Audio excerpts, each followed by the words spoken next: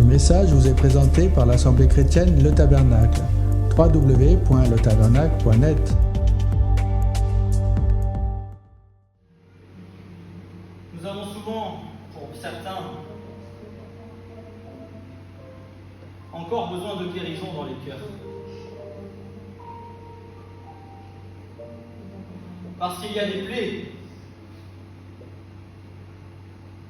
qui sont présentes, mais qui ne sont pas encore cicatrisées. Des plaies qui durent, et des plaies qui durent, et qui durent, et qui durent, et qui ne cicatrisent pas. Des souffrances que nous traînons depuis tant d'années. Et pourtant,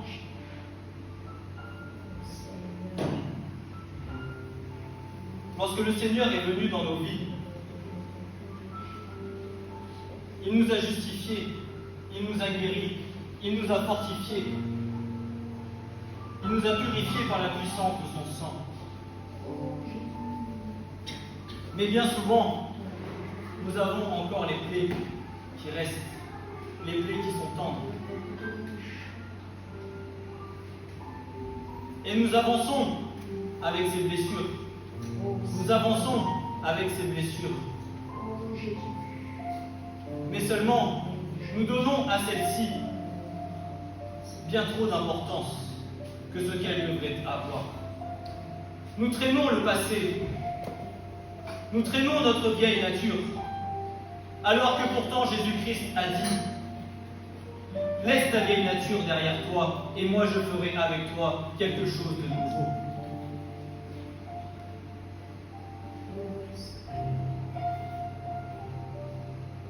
Le message de ce matin, c'est l'effet des blessures des émotions.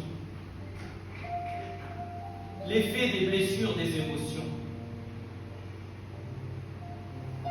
Parce qu'il peut y avoir dans ta vie des blessures qui saignent depuis longtemps.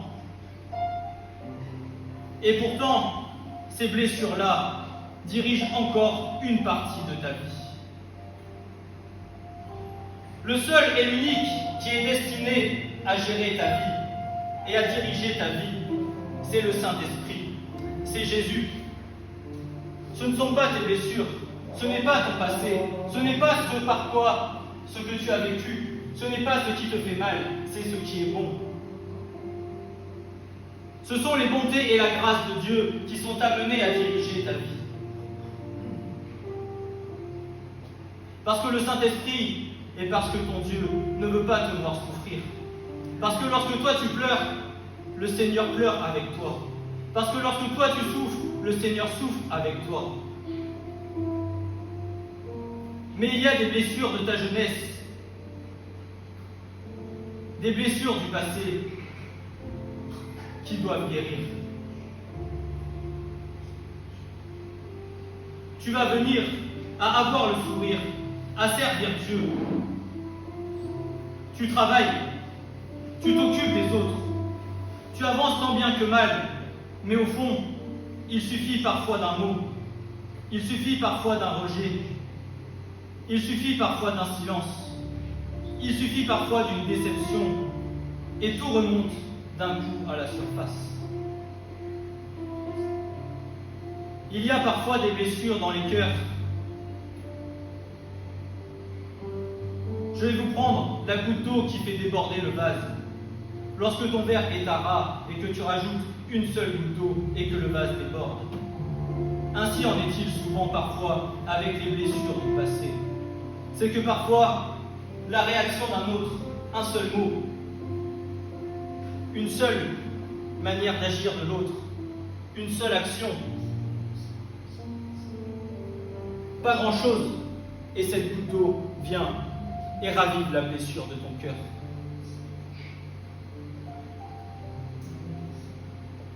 Et bien souvent, nos cœurs sont encore trop tournés vers le passé et non pas assez vers le futur.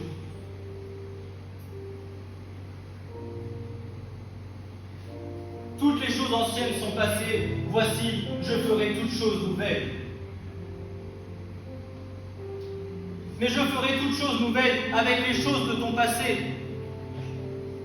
Mais les choses de ton passé, toi, laisse-les derrière. Oui, elles sont avec toi, mais cela ne doit pas être quelque chose qui vient à freiner ta marche. Ton regard ne doit pas être tourné vers elles, mais elles doivent être tournées vers ce que le Seigneur veut faire avec toi.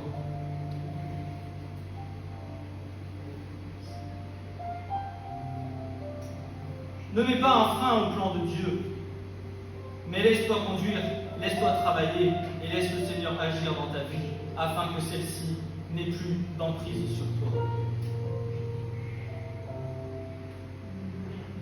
Cette vieille douleur qui t'a déjà fait tant souffrir revient. L'ancienne peut se réveiller, la même tristesse reprend le dessus. Et le plus dangereux dans tout cela, c'est que beaucoup de personnes finissent par croire que leur blessure a le droit de conduire leur vie, alors que tout cela est totalement faux. Certaines personnes vont venir par croire que les blessures du passé ont le droit de conduire leur vie d'aujourd'hui. Alors que non. Le seul et l'unique qui doit conduire ta vie d'aujourd'hui, c'est le Saint-Esprit. C'est celui par qui tu as été racheté, c'est Christ.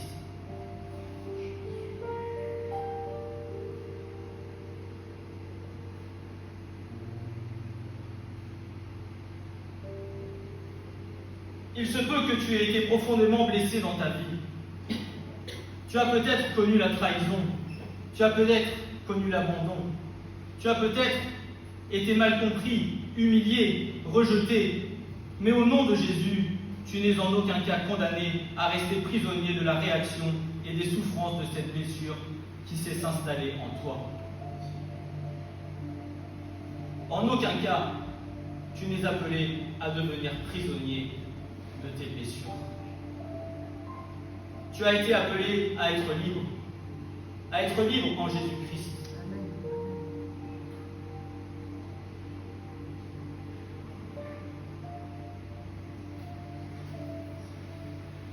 Et beaucoup de blessures viennent encore souvent freiner notre marche. Parce que nous avons tendance parfois à être comme Lot.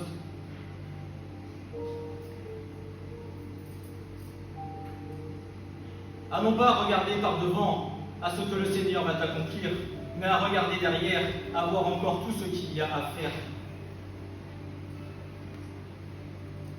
Ne regarde pas derrière, regarde devant. Laisse ton passé. Pourquoi? Parce que le Seigneur va le renouveler. Parce que le Seigneur va le transformer. Parce que ce que tu es appelé à être aujourd'hui, ce que tu étais hier, ne sera pas ce à quoi tu seras, ne sera pas ce que tu seras appelé demain. Tu auras le même but, mais le Seigneur aura transformé ta vie de jour en jour. Si du moins tu acceptes de te laisser pleinement transformer et travailler par le Saint-Esprit. Si du moins tu acceptes que ta vie ne soit pas la tienne, mais celle de Christ. Amen. Si du moins tu veux accomplir sa volonté et non la tienne.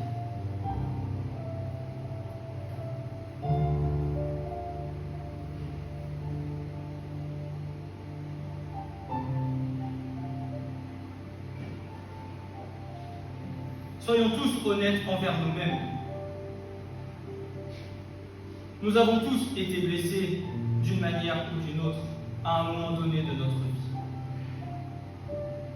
Pas forcément de la même façon, pas avec la même intensité, pas dans les mêmes périodes de notre vie, mais rares sont les personnes qui arrivent à l'âge adulte sans avoir connu des déceptions, des injustices, des paroles qui marquent, des attentes brisées, des relations qui ont laissé des traces. Rares, voire même inconnues, sont les personnes qui arrivent à l'âge adulte sans avoir souffert d'une manière ou d'une autre.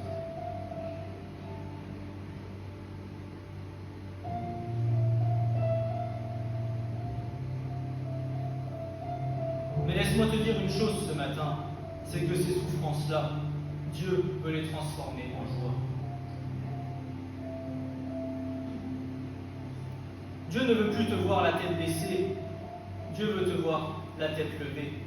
Amen. Rempli de joie, rempli d'amour, rempli d'allégresse pour lui, rempli de compassion.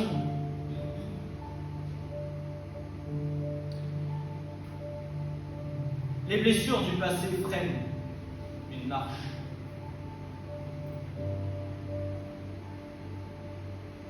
Les blessures du passé t'empêchent de laisser le Saint-Esprit agir dans ta vie.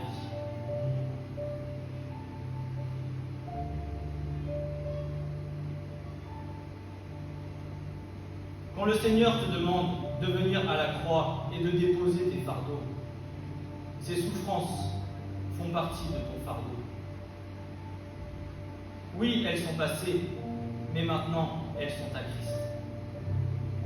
Oui, elles sont passées, et c'est lui qui va venir accomplir ce qu'il doit accomplir en toi.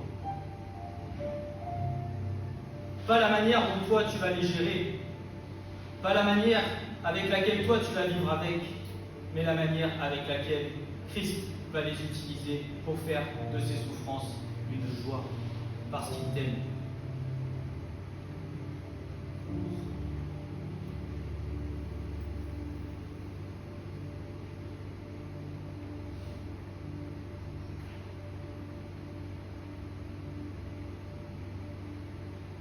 Beaucoup trop d'enfants de Dieu passent des années, des dizaines d'années, à souffrir pour les mêmes choses, sans jamais laisser et déposer le fardeau au pied de la croix, sans jamais laisser le Saint-Esprit agir.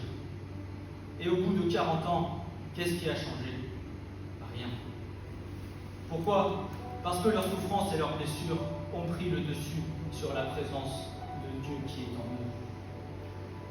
Parce que leurs yeux ne cessent d'être tournés vers ce qui les fait souffrir, plutôt que d'être tournés vers le roi des rois et le Seigneur des seigneurs.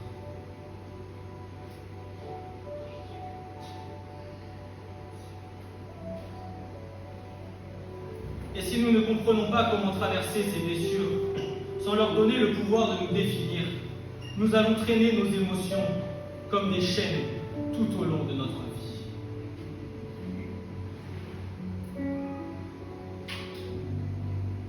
Beaucoup de personnes pensent que leur plus grand problème, ce sont les personnes qui les entourent, tout en s'ignorant eux-mêmes. Leur plus grand problème sont les personnes qui les entourent, tout en s'ignorant eux-mêmes. Mon problème, ce n'est pas moi, le problème, c'est l'autre. Et pourtant, le mécanisme que le Seigneur nous demande de faire, c'est de d'abord nous être transformés, afin que la transformation qui est en nous puisse venir toucher l'autre.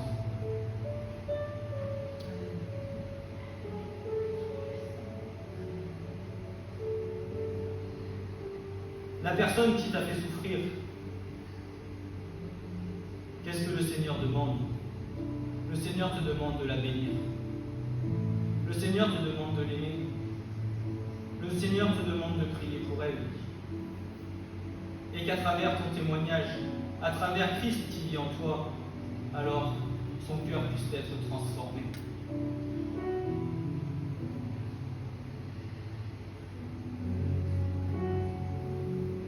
Pendant longtemps, je me suis attendu, pour ma part, à croire qu'il fallait que ce soit les autres qui changent, et que chez moi tout allait bien, parce que j'avais le Seigneur.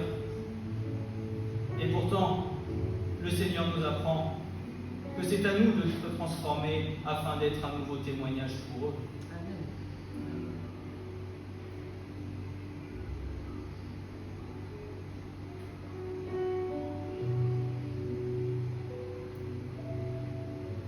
Si mon mari changeait, j'irais mieux. Si ma femme me comprenait mieux, je serais plus paisible. Si mes enfants étaient différents, si mes collègues étaient moins compliqués, si mes parents reconnaissaient enfin ce qu'ils m'ont fait, alors je pourrais être heureux. Et si.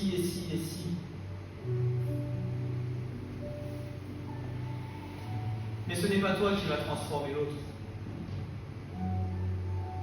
C'est le Saint-Esprit à travers toi, et le Saint-Esprit qui viendra toucher son cœur, qui viendra le transformer.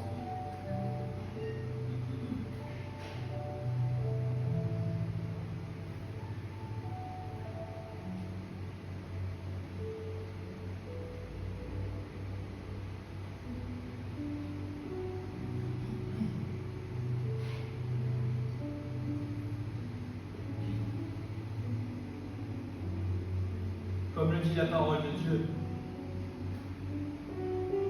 avant de regarder le fétu de paille qui est dans l'œil de ton voisin, ôte d'abord la poutre qui est dans ton œil. Sois d'abord toi-même transformé à l'image de Christ, et tu pourras ensuite venir témoigner de Jésus pour ton prochain, pour ton père, pour ta mère, pour tes enfants, pour ton mari, pour ta femme. Ne crois pas toujours que c'est l'autre qui doit changer, mais demande au Seigneur qu'il fasse tomber les écailles de tes yeux afin que tu t'analyses toi-même et que le Seigneur te montre encore ce qui en toi est à changer.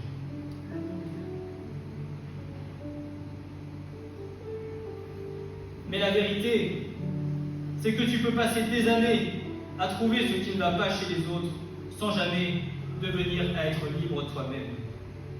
Et il faut entendre cela avec amour. Peu importe ce que tu trouveras à reprocher à quelqu'un, tu ne pourras pas le changer de l'intérieur. Seul Dieu a la capacité de faire ces choses. Seul Dieu a la capacité de faire ces choses.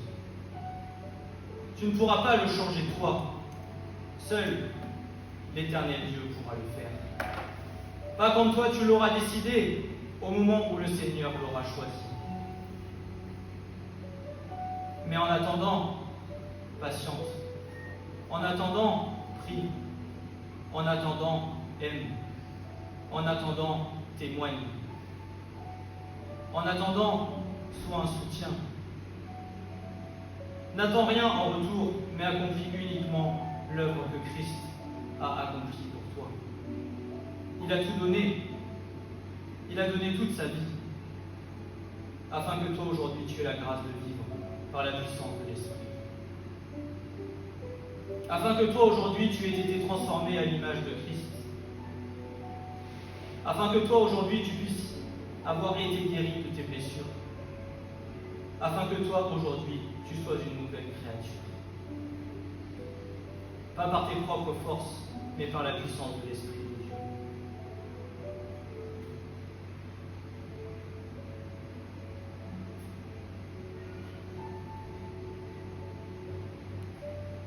Et bien souvent, nous avons tendance à ce que toute notre énergie parte dans une tentative permanente de contrôler, de corriger, de réparer ou de forcer les autres.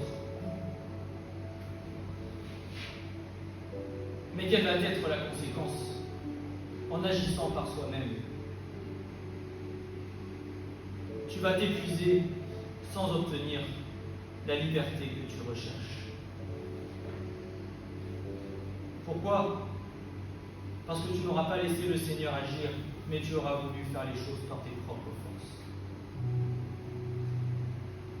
C'est alors dans ces détails que le message devient très personnel, car il est tellement plus facile de pointer ce qui ne va pas chez quelqu'un d'autre que de laisser Dieu mettre le doigt sur ce qui ne va pas en nous. Il y a bien souvent quelque chose en nous qui préfère dire « voilà pourquoi je suis comme ça et voilà qui est responsable ». Toujours mettre une raison sur l'autre du pourquoi nous en sommes arrivés là. Oui, mais si aujourd'hui je suis comme ça, c'est parce que. Oui, mais si aujourd'hui je souffre autant, c'est parce que.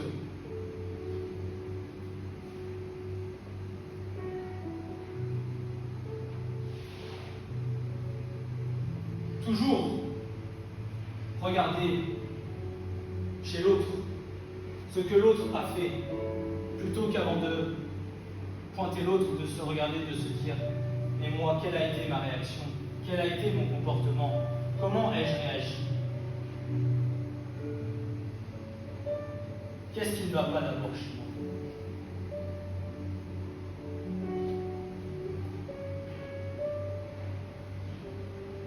Alors que pourtant, la guérison commence souvent à partir du moment où l'on ose dire « Seigneur, montre-moi ce que je dois laisser entre tes mains. Montre-moi où mes réactions me font encore plus mal que ce que les autres m'ont fait. » Faire face à sa propre vérité est très souvent difficile, et cela n'a jamais été agréable. Mais c'est là que la liberté commence. Tant que tu viendras à vivre en te racontant que ta paix dépendra du changement des autres, alors tu resteras bloqué.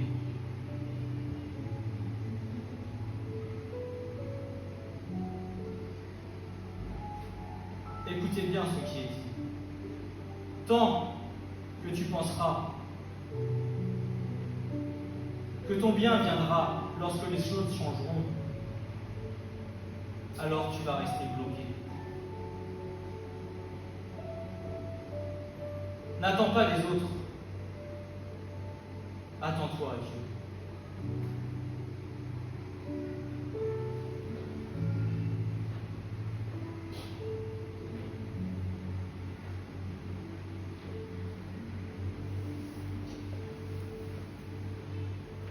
J'ai quelqu'un de ma famille qui a souffert pendant 15 ans. 15 ans et qui a toujours accusé les autres. Oui, peut-être. Mais quelle a été son œuvre? Qu'a-t-il fait? Quelle a été la décision prise pour aujourd'hui dire maintenant, ça c'est derrière moi et je veux changer? Maintenant, je veux laisser ces choses derrière moi et être transformé.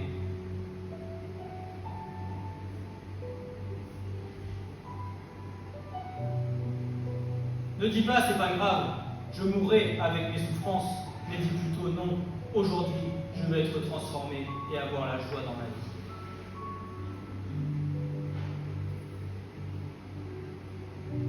Ne dis pas quand l'autre sera changé et quand l'autre aura payé, oui j'irai mieux. Non. Quand toi tu iras mieux, alors tu iras mieux.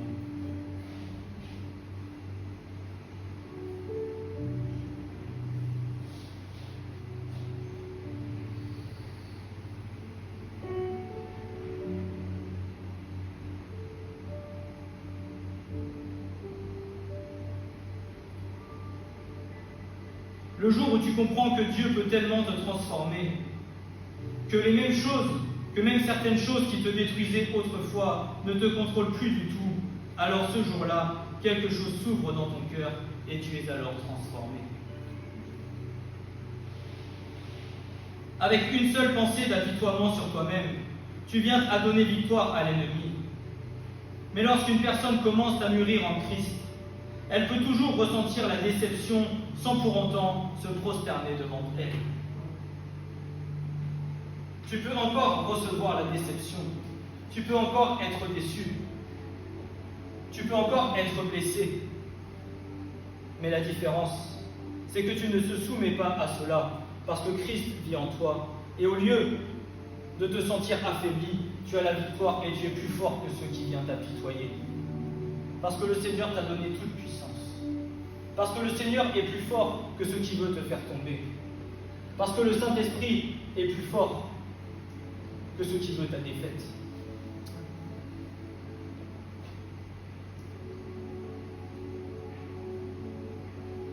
Mais c'est toi dans ton cœur qui dois faire le choix et comprendre par l'Esprit Saint que tu es tout puissant, par la grâce de Dieu. Pas par toi-même, pas par la chair, mais par l'Esprit.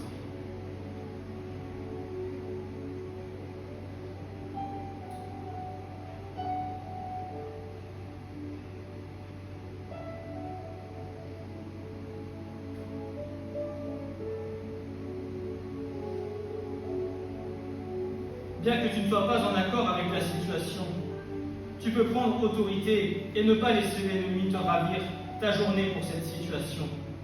Tu peux encore choisir la paix, tu peux encore choisir une bonne attitude, tu peux encore choisir de ne pas faire de toi-même le centre de tout, et ça c'est une immense victoire. Parce que la plus grande liberté n'est pas seulement d'être délivré des autres, mais la plus grande liberté, c'est d'être délivré de soi-même. d'être délivré de cette tyrannie intérieure qui dit toujours « et moi, et ce que je voulais, et ce que je ressens, et ce qu'on m'a fait ». Tant que le moi blessé reste sur le trône, même les bonnes choses de Dieu ne suffisent pas. Parce que la priorité, c'est ton moi. Ce n'est pas de laisser Dieu gérer ta vie et de le laisser pleinement faire en toi ce qu'il désire, puisque tu veux garder le contrôle. Tu veux garder le gouvernail. Tu refuses d'abandonner. Et pourtant, Dieu veut faire de grandes choses et de merveilleuses choses dans ta vie. Mais parfois, nous venons à bloquer. Nous venons à empêcher la main de Dieu agir par nos propres choix, par nos propres décisions.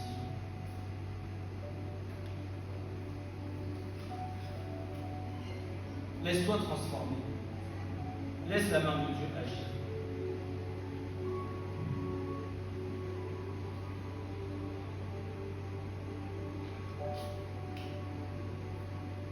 Et lorsque Dieu commence à déplacer ce centre, alors on découvre quelque chose de magnifique.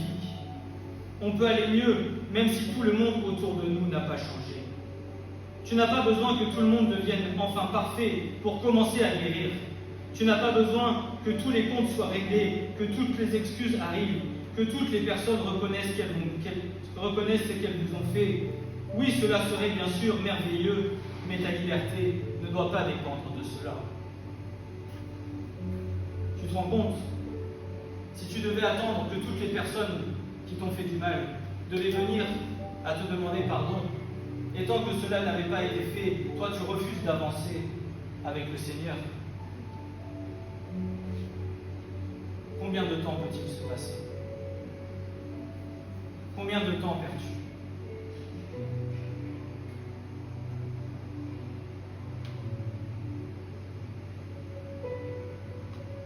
N'attends pas des autres, attends de Dieu.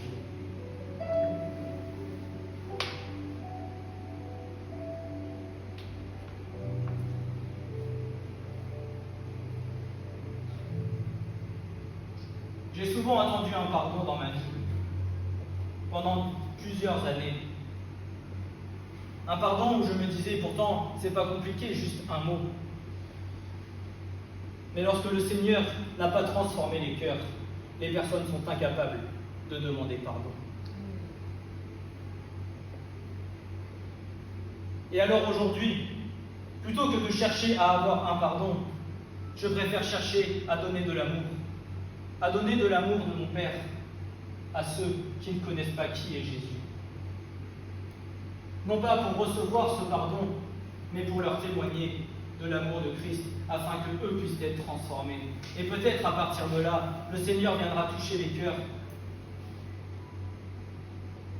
Et lorsque le Seigneur leur révélera les choses, ils viendront et ils diront, je te demande pardon pour ce que je t'ai fait.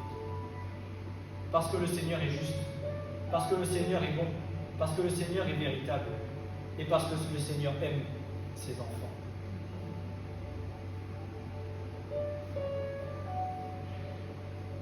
Donne à l'autre ce que tu veux recevoir, plutôt que d'attendre ce que toi tu veux.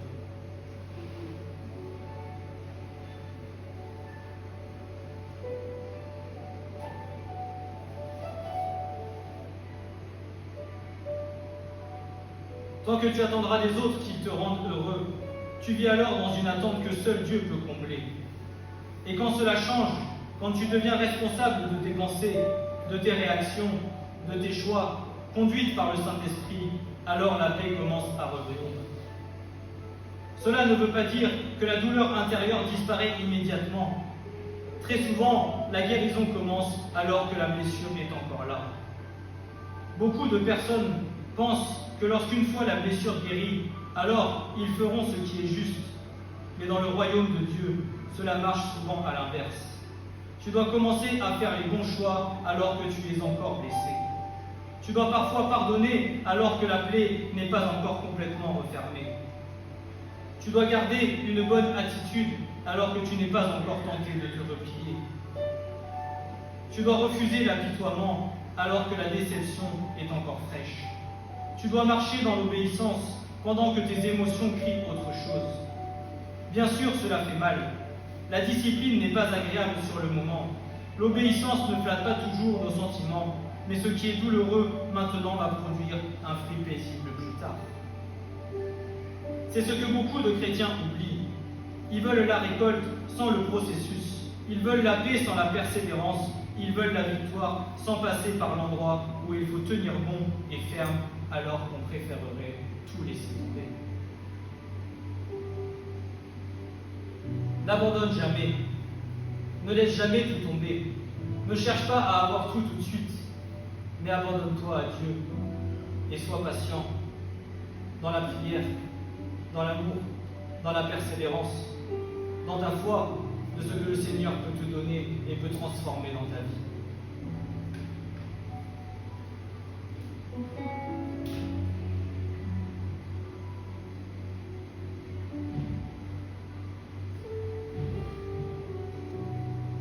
Dans cette génération, bien souvent, nous avons tendance à choisir le système de facilité. Dès que tout va mal, hop, on arrête tout. Dès qu'on n'y arrive pas, hop, on laisse tomber. Dès qu'un couple ne fonctionne plus, dès qu'on ne s'entend plus entre le mari et la femme, on arrête, c'est bon, c'est qu'on doit divorcer. Pourtant, ce n'est pas ce que le Seigneur demande. Oui, il y a parfois des moments plus difficiles que d'autres, mais la persévérance va produire du fruit. L'amour va produire du fruit. Prendre soin de l'autre va produire du fruit.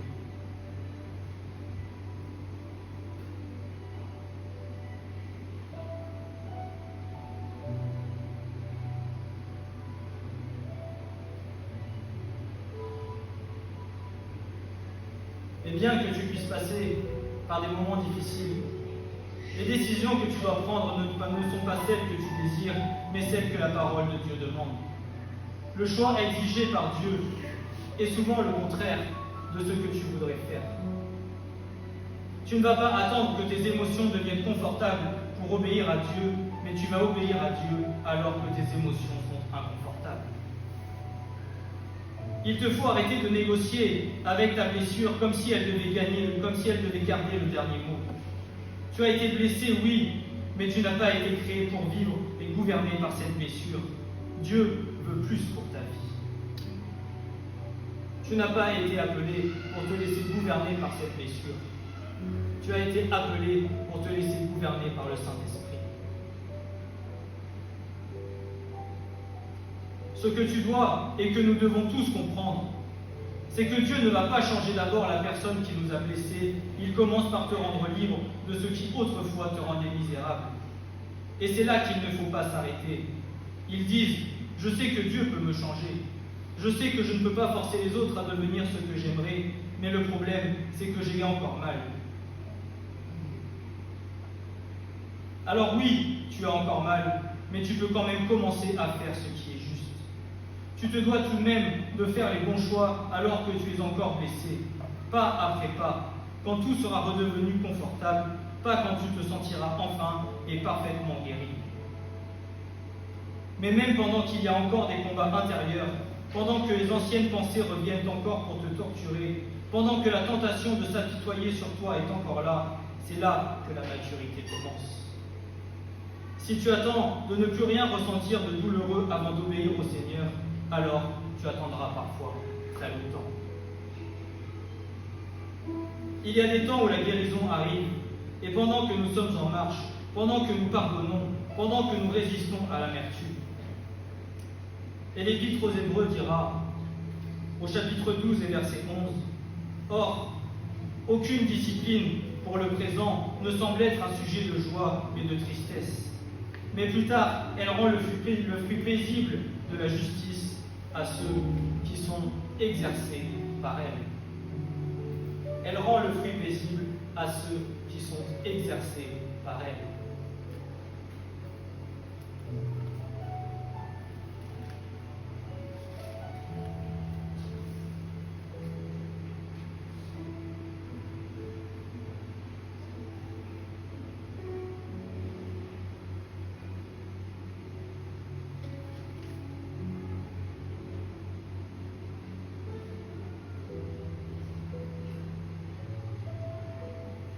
il y a une récompense de la fidélité. Et la récompense, c'est la paix que Dieu te donne.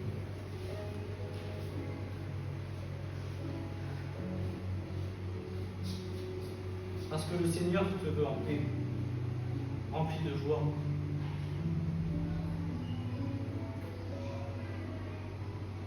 Le gouvernail de ta vie,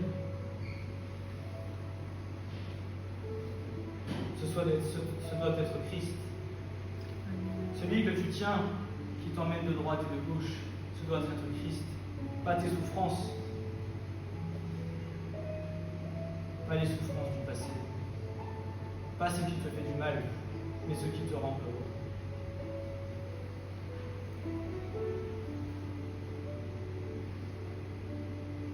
Parce que le Seigneur veut un peuple heureux.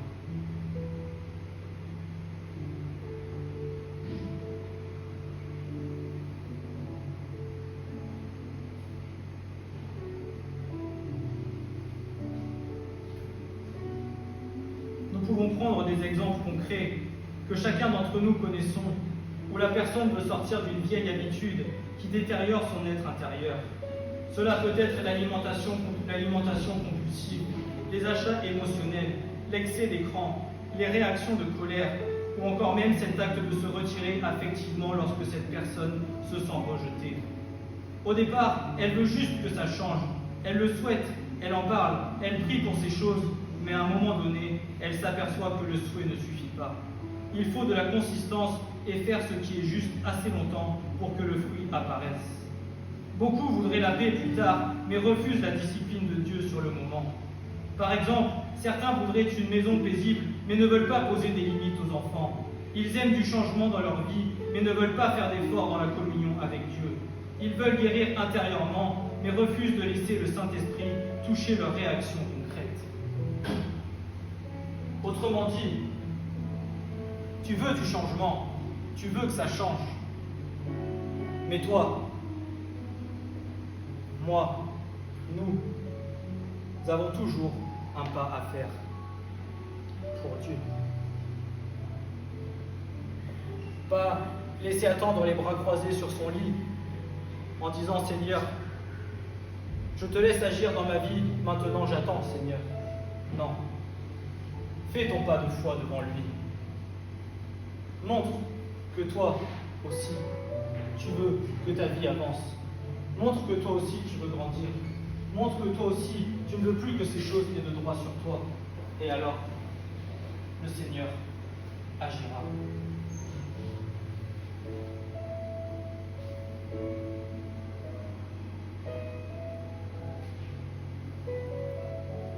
Pourtant, tôt ou tard, quelqu'un paye quelque part. Que tu attendes que les choses se fassent seules, ou alors que tu fasses un pas vers Dieu. Quelqu'un paye quelque part. Soit tu payes maintenant par la discipline, c'est-à-dire qu'il va te demander des sacrifices, ou alors tu paieras plus tard par les conséquences de tes inconséquences. À un moment de ta vie, quelle que soit la décision que tu prendras, il y aura un coût à payer.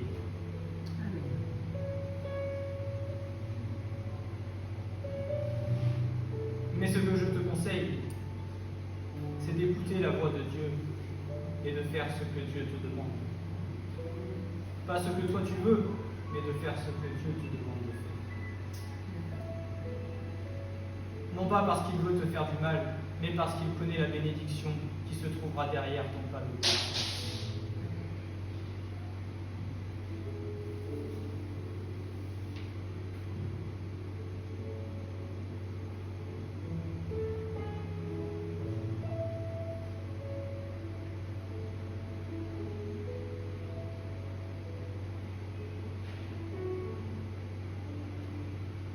Autrement dit, tu peux choisir la douleur, mais tu ne peux pas choisir de vivre sans aucun prix à payer.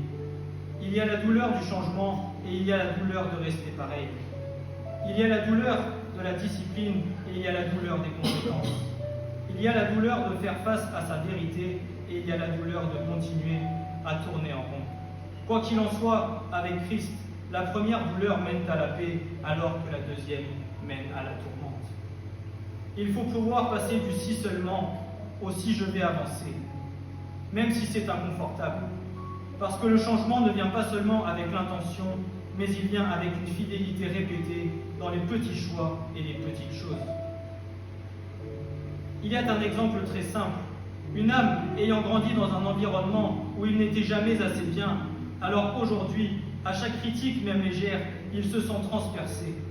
La moindre réflexion pouvant être faite sur cette âme, tout de suite, elle entendra « tu es nul ». Un ami viendrait à manquer un rendez-vous, elle entendra « on m'abandonne encore ». Voilà ce qu'une blessure fait quand elle n'est pas confrontée. Elle ne se contente pas de faire mal, elle interprète tout.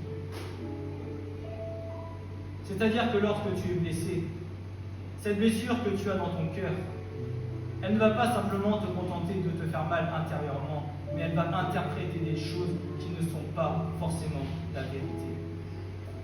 Parce que l'ennemi va se servir de ces choses-là, parce qu'il sait ô combien cette blessure, pour toi, te fait mal et combien tu as encore les yeux fixés dessus, plutôt que de l'avoir donné au pied de Dieu et de laisser le Seigneur faire.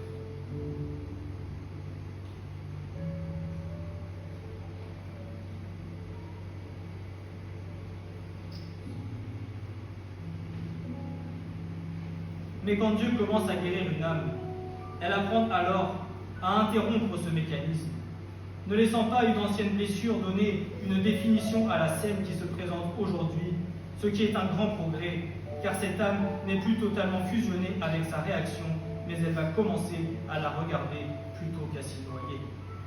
Tu te dois d'aller de l'avant, non parce que tu n'as jamais été blessé, mais parce que tu refuses que la blessure ait le dernier mot.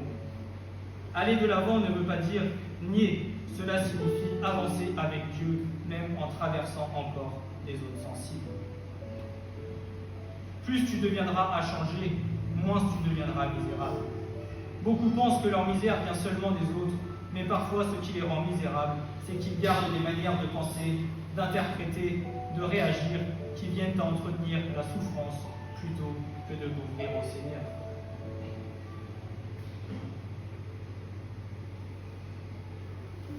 Si une action extérieure vient à te blesser, effectue cet exercice.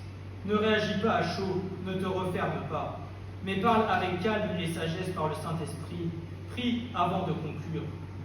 Cela paraît simple, mais ce n'est que la transformation, mais c'est ainsi que la transformation devient réelle. Ne méprise pas les petits progrès, mais sois heureux des petites choses que Dieu accomplit en toi. Certains d'entre vous ne sont peut-être pas là où ils voudraient être, mais ils sont déjà plus là où ils étaient et où Dieu voit ces petites choses. Bien que tu aies l'impression de ne pas avancer assez vite, bien que tu aies l'impression de ne pas être là où toi tu aimerais être, mais dis-toi que si tu as obéi à Dieu, tu es déjà là et plus avancé qu'à l'endroit où tu étais hier.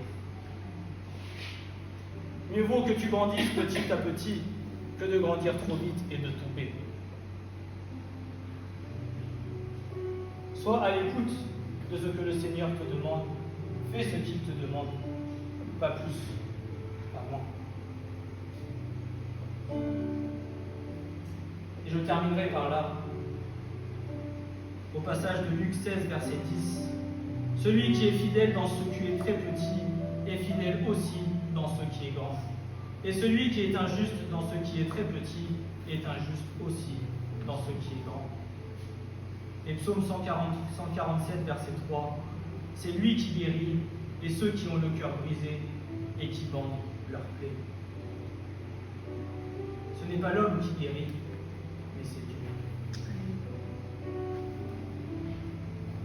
Alors si tu désires que la plaie de ton cœur soit guérie, attends-toi à Dieu. Ne fais pas les choses par tes propres forces et tes propres moyens, mais attends-toi toujours à l'Éternel. Amen. Ce message vous a été présenté par l'Assemblée chrétienne Le Tabernacle. www.letabernacle.net